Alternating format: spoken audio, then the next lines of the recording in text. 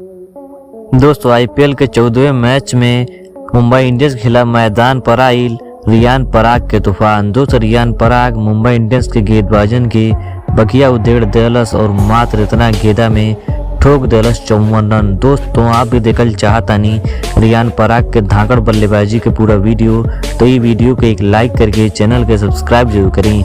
दोस्तों जैसन कि आप सभी लोगन के पता बा आईपीएल 2024 के आगाज हो चुकल बा, जेकर 14वां मैच मुंबई इंडियंस और राजस्थान रॉयल्स के बीच में खेलल गईल, जेमें राजस्थान रॉयल्स के कप्तान संजू सैमसन टॉस जीत के पहले गेंदबाजी करे के फैसला लेहना और टॉस हार के पहले बल्लेबाजी करे आयल मुंबई इंडियंस टीम के शुरुआत काफी ज्यादा खराब रहल। दोस्तों मुंबई इंडियंस केवल 20 ओवर में ही 125 रन पर अपन 9 विकेट गंवा के इतना ही रन बना पौलस, लेकिन ओकरा बाद हमनी के राजस्थान रॉयल्स के तरफ से ये लक्ष्य के पीछा करत मैदान पर तूफान देखे के मिलल रियान पराग के। दोस्तों रियान पराग अपन बल्लेबाजी से मुंबई इंडियंस के गेंदबाजन की धज्जियां उड़ा देना और मार मार के बुरा हाल कर देना और मात्र 45 गेंदा में ठोक देना 54 रन। दोस्तों अपन पारी के दौरान रियान पराग लगौना 5 गो चौका और 3 गो छक्का। दोस्तों रियान पराग के बल्लेबाजी आप लोगन के कैसन लगल, आप अपन राय नीचे कमेंट सेक्शन में कमेंट करके जरूर देव जा।